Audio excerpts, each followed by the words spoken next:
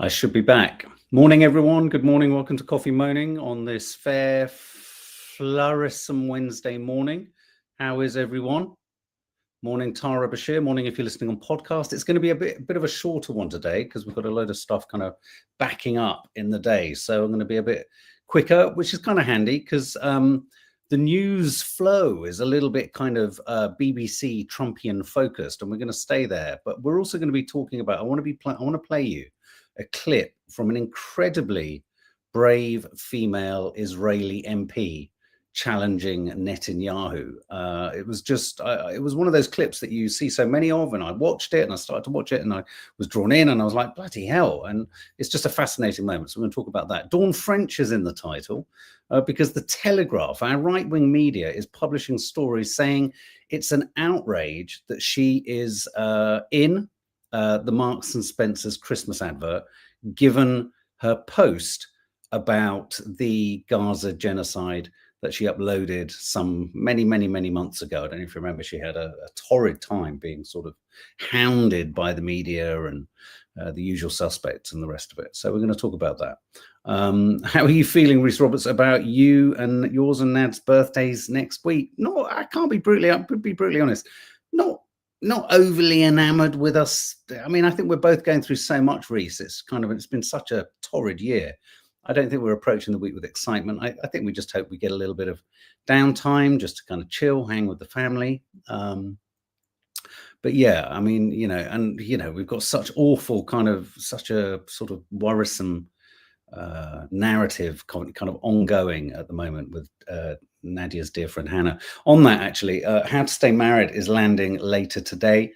It's a good one. I flip the tables. I flip the table a little bit on Nads and tell her that I'm concerned, or we're concerned, about her mental health for a change. So that will be coming later. It's very, as with all of their marriage podcasts, very at times funny, shocking, real. It's very real. It's very heartfelt. So that is landing. And also thank you to everyone who joined me for, again, apologies. We had such a limited amount of time with the Harvard professor regarding the interstellar object. It's gone down very well. It's very popular, lots of people watching it, and not really a lot of time to kind of share your comments. It was kind of odd. I did look at the comments on a couple of occasions, and there seemed to be conversations happening about completely irrelevant things, which is fine. But I was just like, I sort of thought, oh, okay, you're quite happy, kind of, not you, but whoever was there was quite happy chatting amongst themselves. Anyway, on that, we will be keeping you up to date on the interstellar object in a manner that doesn't make you go panic-stricken running for the fire escape or to the petrol station to get some fuel. The thing is, we've been through so much in the last 5-6 years. I mean, is an alien invasion really going to throw us? Who's up for it? I think personally I'd be kind of up for it. I mean, how much worse can it get in terms of our leaders? I mean, the funny thing is, these aliens may well land, come to Earth to overthrow our governments and be surprised because every single one of us supports them and helps them. So yeah, thank you. I think Ellery, you were commenting on the ITV documentary regarding the testimonies of Israeli soldiers. Yes, we are wanting to watch that, and we are wanting to do a review of it too. Important sort of whistleblowing accounts by members of the Israeli army. We're a little bit rattled this morning because one of our dear friends and colleagues and co-activists,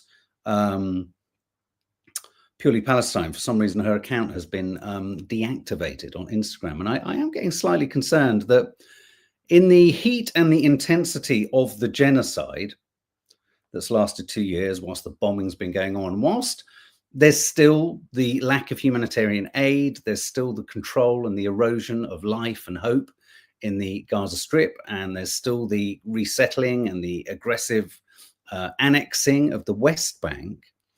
Because things have, I mean, you'd have to be deaf, dumb and blind and an absolute fool to not recognize and see that the obviously egregious acts of barbarism and violence have not stopped entirely, of course, in terms of the bombing, but the carpet bombing, the incinerating of entire camps and households and families, that side of things has obviously slowed down and is in some measure of retreat.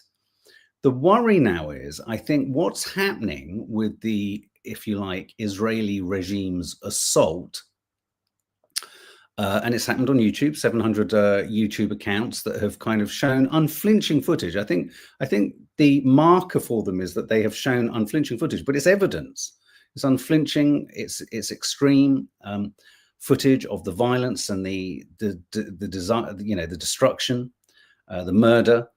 700 accounts on YouTube have been removed, and I'm just beginning to get just a sense that this is the mopping up process. This is the let's airbrush and kind of just marginalize those accounts. Who remembers Netanyahu saying we need to control the algorithm? Who remembers that, with his sinister sort of eyebrow cock? I think, you know, I think your TikTok was removed from the march, Zoe. Well, yeah, TikTok, you see, it's now owned by the Ellisons, which is a IDF funding family. It's so, I mean, what does one do with this information? One has to tiptoe more carefully. One has to be even more careful. One has to even kind of navigate and walk around these things in a much more considered way. I mean, I think we have been considered. We've not run at some of the footage that we could have shown you, not for the fear of getting a ban, but because we just know that it will probably get blocked or pulled down. But I hear Musical Chimp says the same thing. I mean, is anyone else feeling this? Anyone who's actually posted? This feels like the much more sinister and, as Rhys Roberts says, strategic attempt to silence any, and I don't use this analogy lightheartedly, sort of post-match or post-genocide analysis. I don't think they can remove analysis, but I think if you're an account that's lent heavily on the absolute unfiltered barbarism of what has happened in the genocide, you could well be vulnerable. And I'm, you know, at the moment, Purely Palestine and a couple of other accounts have just vanished this morning. I was literally going to tag one of them in. It's just literally just vanished. And without explanation. I mean, not even with a kind of statement of it was this post or it was this other account or maybe it was a collaboration. No explanation. So it's very, very sinister. Very, very sinister. More than censorship, it's silencing. I mean, censorship is silencing, but censorship suggests that you kind of edit bits out and take bits out and still leave other bits behind. This is just total wall down. Censorship MRK 40 is the tool of those who have the need to hide actualities from themselves and from others. Absolutely. And I think that this is the new war. This is the new genocide. This is the genocide of truth. This is now, they've genocided a people, a land, and now they're going to genocide any remaining truth. I wouldn't be at all surprised if even where on Instagram accounts you have, you know, your highlights, where you put your stories. I mean, we do that a lot, you know, we sort of section off the stories that we post. I wouldn't be at all surprised if they're being kind of edited, removed, deleted. It's very concerning. It's very, very, very concerning. So what are we going to talk about? So Trump is saying he's obliged to. So this is the rolling story of the stupidly edited clip at the BBC. We've talked at great length, really, over the last 2 days. A couple of you guys very complimentary on the fact that we kind of really tiptoed around the details of this. It's very. See, my thing is this. If one just goes, the BBC is a propaganda tool, I feel that you haven't thought about it. And if someone goes, the BBC is just a tool, is a left-wing kind of namby-pamby, you haven't thought about it either. The BBC isn't one or the other thing. It's both those things. It can be both those things. It's been relatively useless in its ability to truly show the horrors of what's happened in the last 2 years. But that doesn't mean the whole kit and caboodle goes out the window. I talked at great length yesterday, I think, about the need to understand that the BBC is a multifaceted, multi-pronged, broadcaster that does creates an infinitely higher amount of footage and content than almost any other news provider in the world. And it does make mistakes. This is a huge mistake. They've shot themselves in the foot. They shouldn't have edited. They shouldn't have edited that clip. They've absolutely dropped the ball when it comes to representing the cause of the Palestinians.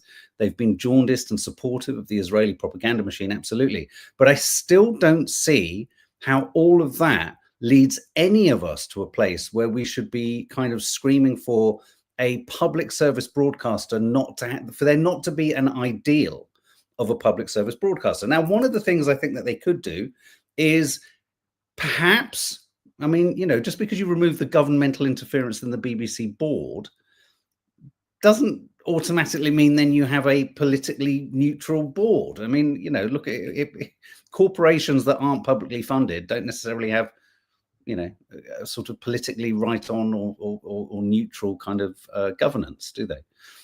But I do think, you know, Robbie Gibb, we've talked about, he's the kind of Jewish Chronicle, you know, supporting Boris Johnson crony, who allegedly is very much seen to be at the heart of this coup. But of course, at the heart of it is the biggest, kind of the most sort of graspable story is Donald Trump's threat to sue them for $1 billion. Now, if he did sue the BBC for $1 billion, that would be the end of the BBC. And it struck me yesterday as I was thinking, yeah, it would be the end of the BBC. And that's very unlikely they would get there, but it could end up being incredibly costly for the BBC to even fight or push back against this. So it would never get to $1 billion. But what now? So the license fee is going to be directed towards that. It should be balanced, Janina M. Absolutely. But just in that statement, it should be balanced if you can. I mean, I can't. If you know, here's the thing. When I watch the BBC News now, it's like watching Play School. It's so dumbed down. It's so simplistic. I don't think it speaks to what the BBC used to be about, or as used to, you know. And as we all know, and I'm in total agreement. Don't think I'm not. I think a couple of people in the comments yesterday were like, "Hey, you're an apologist for." Hang on. You just look at all of our content. You know which side of the political equation we sit when it comes to Israel and Gaza. Huge advocates and critics of the mainstream media, and the BBC is the mainstream media. But the BBC is also different. The BBC could also be different and balanced, yes, but one person's balanced isn't another person's balanced. Yeah, of course, yeah, he starts at $1 billion, Trump, and then he'll claw down to about 17 million. So, you know, it's not surprising. But of course, this is manna from heaven, isn't it, for the right-wing media, for the Farages. Farage and Reform have pulled out of a documentary that's being produced for the BBC all about the Reform Party. Well, fucking hell. Okay, what a shame. I mean, just kind of depressing that October Films are making a documentary about Reform. This is how lots of papers looking at how Trump could sue the BBC and make them pay. The Telegraph, literally. The Telegraph, one of our newspapers, right-wing, incredibly right-wing, frothing at the bit. Literally, you can feel the rabid frenzy of excitement at the thought that the BBC could be demolished or eroded. And look, Alison Pearson, this is not a right-wing coup. The British Brainwashing Corporation is reaping what it sowed. This is the part of it all that makes me go absolutely spare. We all, and I think we would all agree, the BBC has entirely dropped the ball when representing the Palestinian side of the crisis. They've been an apologist for, they've been a whitewasher of, they've been a normalizer of egregious wrongs conducted by Israel. And they've in no way held a torch or a fire to the feet of Israel, with the very occasional exceptions of non-news-based program making, such as The Settlers. So I think are we all in agreement? I think we all agree that they've really dropped the ball. We've talked yesterday about Rafi Berg, the Middle Eastern online editor, who is who girl fans Mossad and has written books about Mossad and is just chittering with excitement around the whole idea of the audaciousness of Israeli intelligences, right? So if that's the case, and we're all in agreement on that, isn't it staggering? Isn't it staggering that one of the main criticisms of the BBC at the moment is that it is Hamas supporting? I mean, you've got to, you know, like in the 70s when you couldn't get a signal on your television, you had to lean out of a window with a coat hanger and the aerial and reach up into the sky just so you could see Batman crawling up the side of a building. Yeah, got a signal, got a signal, got a signal. It's like you have to stretch to extraordinary positions and get into contorted states to in any way potentially describe the BBC as Hamas supporting, which is what makes the lobby groups, the pressure groups that we've talked about a hell of a lot on here, that get, you know, that have kind of basically got the BBC like a cat on a hot tin roof, bouncing around, worried that they're kind of making a mistake. So the idea that the BBC is Hamas supporting or Palestinian sympathetic, when even like Owen Jones's Drop Site News report showed, you know, off the record, so many journalists being told in the newsrooms at the BBC to use language that minimizes the impact and isn't as critical of Israel. It's staggering. It's staggering. And that is the success of the rest of the mainstream media. It's the total gimpification of our useless Labour government, doing all of the fucking hard graft for all of the right wingers. It's just, how can you get to that place? And even with the Settlers documentary, how does that support Hamas? What did Louis Theroux do? He allowed settlers to speak. It's not his fault that what they say is so bangingly obvious, racist, fascistic, Islamophobic, imperialist and nasty. It's staggering. And that's why you've got someone like Robbie Gibb, and everyone just needs to keep saying that name, Robbie Gibb. Get rid of him. Get him off the board of directors. How do you depoliticize? You know, in a weird way, what they should have perhaps is the board of directors should be a cross-section of I don't know, program makers across all spectra, rather than politically motivated, politically installed individuals. I don't know. I mean, I'm not here to discuss how they do that. Yeah, Louis Theroux shone a light. He didn't have to do any dodgy edits like the one with Trump. So this just rumbles. It just rumbles and rumbles. In other news today, who will replace Starmer? Lots of chitter chatter that Wes Streeting could be in for it. He's denied that he is plotting to oust Keir Starmer. I mean, Keir Starmer, man. What an absolute hopeless waste of space and craven disappointment he is. What an absolute shambles. What a spoon-fed gimp Trump lover he is. Just compromised. And the reason Starmer looks so wide-eyed and blank expressioned is he knows he's tried to be all things to all people and he's ended up being absolutely no one. So I don't know how I feel about this. It's like, I think someone said, musical chimp maybe. It's all set dressing, isn't it? I mean, anyone, even Wes Streeting, who comes through the Labour Party and sits in that, just, you know, if Wes Streeting becomes Prime Minister, he'll immediately become a man of non-specifics, generic talk, not really answering anything, not speaking to anything. I mean, at times when you see him interviewed, you think, oh, yeah, he's quite good. Look, here he is on beating one because it's come from Downing Street. Have you had any conversations with anyone about getting rid of Keir Starmer? No, and I'll tell you what I think this does show is that when Lucy Powell stood to be deputy leader of the Labour Party and said there needed to be a culture change in how we lead and how the party is managed, I think she has been vindicated. Is it rotten? Do you think that's a rotten culture? No, I wouldn't go that. No, and I'm not going to give whoever's behind this any more kind of oxygen and credit. I do think that going out and calling your Labour MPs feral is not very helpful. I do think that trying to kneecap one of your own team when they are out, not just making the case for the government, but actually delivering the change that we promised, I think that is also self-defeating and self-destructive behaviour. I also think whoever did this doesn't speak for the Prime Minister. I speak for the Prime Minister. That's why I was asked to come on this morning to talk about the reform agenda in the NHS. It's why I was with the Prime Minister on Monday evening with a small... Oh, God, sorry. See, I mean, he's as boring as the rest of them. The voice just becomes more nasal. You know, oh, for fuck's sake.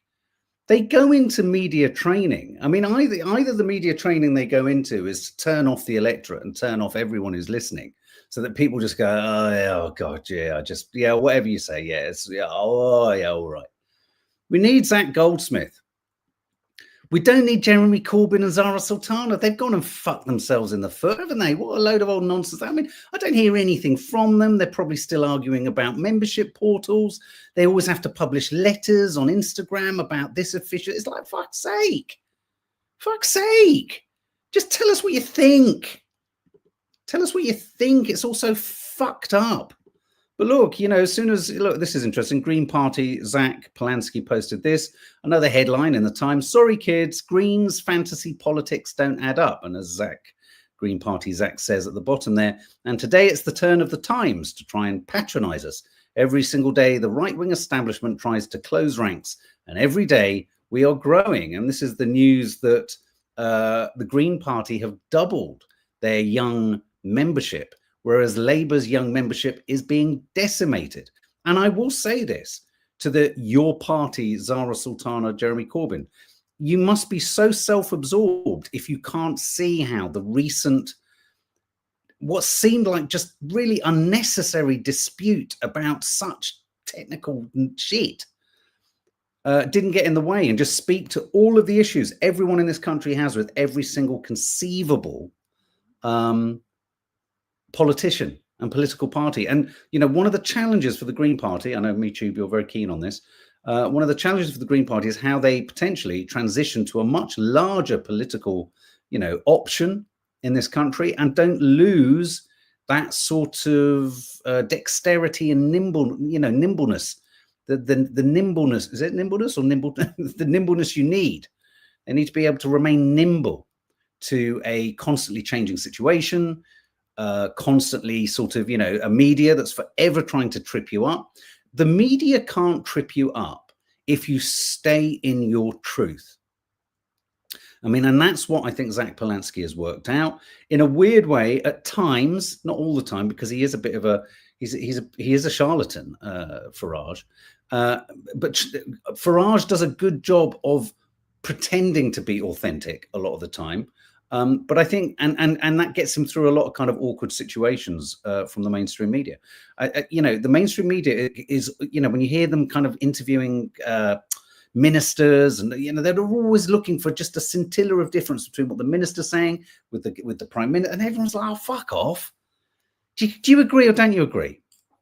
You know, it's just, and so the mainstream media is forever going to be setting bear traps for the Green Party. I mean, I would imagine right now there are journalists on every single right-wing paper scouring through Zach Polanski's past, his I think did he do hypnotherapy? I mean, they're trying to find anything and everything to try and, you know, disqualify or query or marginalize or belittle and patronize whatever it is he's got to say.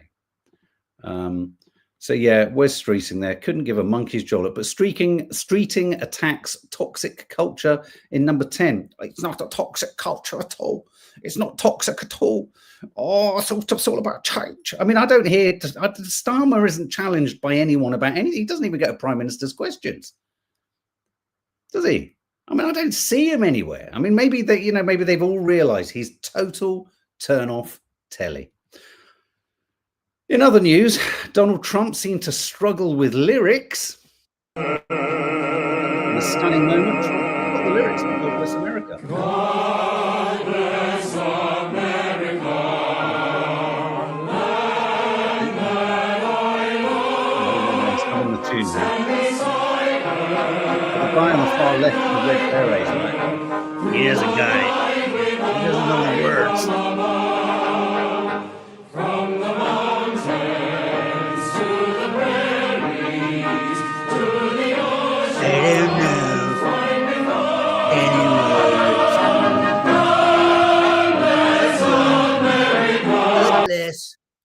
America.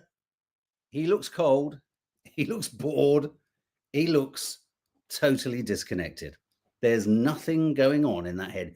Oh, what are the words? God bless America. I love America so much, but I just don't know how to sing the words.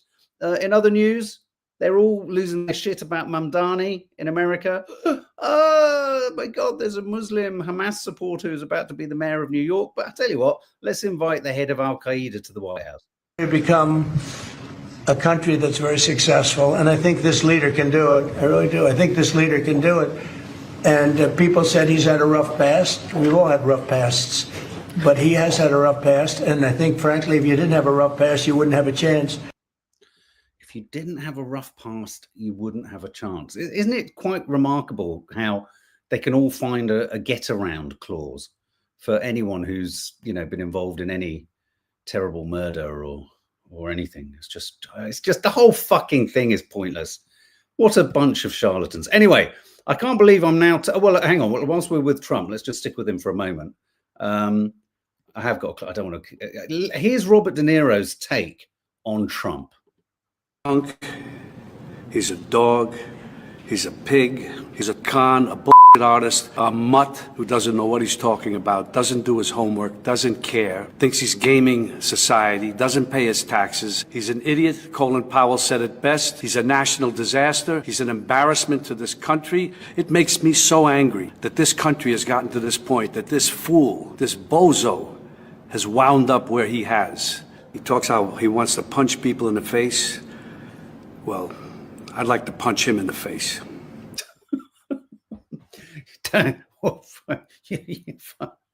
Bozo. I mean, I love finding new words or old words that are great words to, you know, like Burke. He's a bozo. I just think that's brilliant. What a bozo. Absolute bozo. Okay, I want to now play you a clip. This is from the Knesset, the Israeli House of Commons, government, parliament, where all the MPs sit. And this is a Israeli MP who's basically advocating for an inquiry into the security lapses surrounding October the 7th.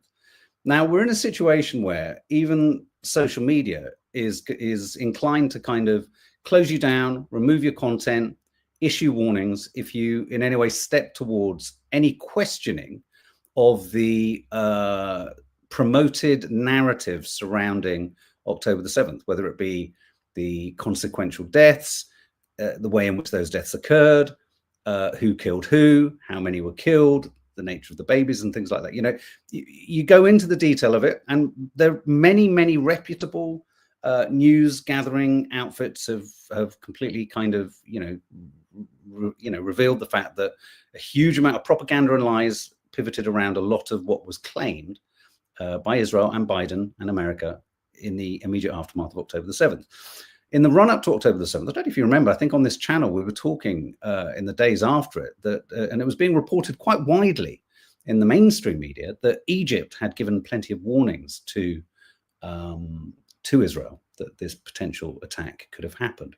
So anyway, without getting into the nitty-gritty of that, better to hand this over to, she's an Israeli member of parliament, and she is remonstrating with or at Benjamin Netanyahu. And as best as I can, for those listening on podcast, I'll try and kind of do a kind of, translation, running translation as you hear her in the background. It's very powerful. It's very powerful. Me and Nadia watched this all the way through. Incredibly powerful. I accuse you, Benjamin Netanyahu. I accuse you of the massacre of October the 7th. The greatest tragedy the state has ever known happened under your watch. Even if you sleep with a clear conscience, we will not forget. We will cry out against the abandonment. A state commission of inquiry will be established. I accuse you, Netanyahu, of funding Hamas, of building the terrorism, and of closing your eyes to the existential threat against us. Of abandoning the security of the state as a policy. Security is not a political instrument. Did you hear? It's above everything. I accuse you, Netanyahu, you turned the working and serving public into the donkey of the Messiah. You created the alliance of draft dodging and annexation. The heroism of the soldiers disappeared from your eyes, but not from ours. It is the light by which we will rebuild. I accuse you, Netanyahu, your personal corruption has become a national plague. Wow. The bigger case you have on someone, the more convenient he is for you. The trial of one man took an entire country hostage. I accuse you, Netanyahu, because you forgot what it means to be Jewish. Trump returned hostages in your place while you shamelessly were busy harnessing him for a pardon. Dozens of hostages were murdered and killed in captivity while you failed to fulfill the mitzvah of redeeming captives without conscience and without God. I accuse you, Netanyahu. Racism has always served you. You tore us apart from within. You turned half a nation into an enemy. So, Netanyahu, I, the Moroccan, the traditional woman from Migdal Haimek, tell you we will break the walls you built. We will clean the poison you've poured here for 30 years. We will return to being a united society. I accuse you, Netanyahu. Citizens are being murdered here as if they were dust. Governance, you say? Right. When the Likud behaves like a crime organization, the crime organization lift their heads. I accuse you, Netanyahu, yes, of sacrificing life itself. People are crushed under the economic reality. They don't know how to enter a supermarket or pay their bills. Everything here has become expensive. Only life under you has become unbearably cheap. I accuse you, Netanyahu, a state commission of inquiry will be established. It will investigate the cover-up too. You will not defeat the bereaved families. They are our compass. We can see them cheering now. You will not erase, not make October the 7th disappear. The tragedy will forever remain marked on your forehead, Netanyahu, on your forehead and on your governments. A state commission of inquiry will be the symbol of the beginning of revival and rebuilding, the beginning of rebuilding Israel, an Israel that returns to being of its citizens and its people. The total victory will be the prosperity and resilience of Israel after you, Netanyahu. Israel is Jewish and democratic, equal and liberal, peace-seeking and loving of humankind. That will be our revival. That will be our victory, Netanyahu. Hope will prevail. Wow. Now, obviously, I was trying to just read that as quickly as possible, but wow. Wow. And did you see Netanyahu's face? What a supercilious, arrogant, smug fucker. Just sat there. He feels nothing. He feels nothing. A true despot, a true self-serving, self-aggrandizing despot. Well, I mean, that woman needs to employ some serious security. Reese, she cooked him like a hot July summer. God bless her, says Sheila Patterson. He will also hate that it's a woman, Laura Lou. Absolutely. Northern Soul, great damnation and goes some way, but shame she didn't mention the 1,000. No, absolutely. I mean, but look, this is what we've always spoken about. You can be, there are thousands of people who are anti-Netanyahu, anti what they've done in Gaza, but they're not pro-Palestinian. This is the terrible facts of Israeli society, unfortunately. So you're right. No, of course, she doesn't speak to, but one has to kind of take a minor victory where one can. And the bravery with which, and the passion with which you felt she was screaming for what could only be the way that, an Israel of any worth could survive this horror, is through an adoption of liberalism and proper democracy, a removal of apartheid, a removal of occupation. She did mention annexation. She just completely ignored the Palestinian plight. Yeah. Anyway, I just thought, again, it's important sometimes to hear voices that aren't just Netanyahu's or just that rabid psychopath Ben Gvir. And finally, just moving on, Angela Epstein, again in the Telegraph, Dawn French should not be fronting the M&S adverts after what she said. Her comments on October the 7th were unacceptable and the chain should know that. I mean, there'll be some who have issues with M&S, but parking that to the side, what I hate about this story and what I feel about this story, once again, is this is like the accounts I was talking about earlier in this coffee moaning, the accounts of people we know that are being removed without explanation, content that's being taken down. people who are having bans put on their accounts because of footage they've posted, the 700, YouTube uploads that have been removed. Instagram just banning, certain accounts, like we said earlier, without any explanation or any kind of right of appeal, or even if you can appeal, you need to, if you appeal, you need to know what you're appealing against. What is it that flagged up here? This is just the other end of that. You've got people being silenced by stealth across social media or independent media. That's how, when Netanyahu says we need to control the algorithm, that's how they control the independent media, is they strangle the oxygen to those who will be in opposition to them. But then the other end of the spectrum is those who have been critical. And boy, oh boy, Dawn French couldn't have been less contentious in her extremely kind of cautious acknowledgement that she just couldn't stay silent whilst watching such horrors being conducted. And in so not staying silent, she was absolutely pilloried, taken and just taken to the cleaners, just absolutely. So now the idea that she shouldn't be fronting and M&S shouldn't use her in an advert, I think in a way,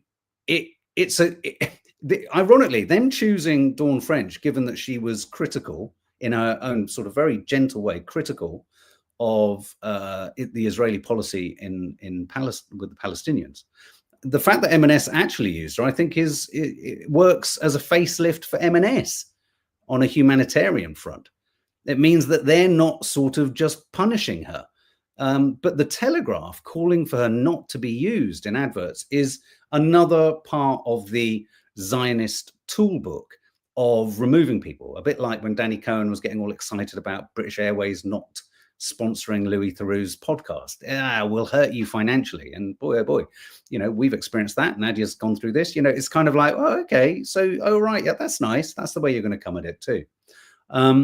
It's just another horrible, sinister, pernicious way of marginalizing anyone who disagrees with you. And we supposedly live in a democracy with a free press and an unbiased, unbiased newspaper. So Angela Epstein, I presume you're not in any way related to the infamous Epstein, but Dawn, I disagree. I think this actually quite the opposite. Rather than Dawn French doing damage to M&S, I think them using Dawn French has made them look like humanitarians. Yeah, right.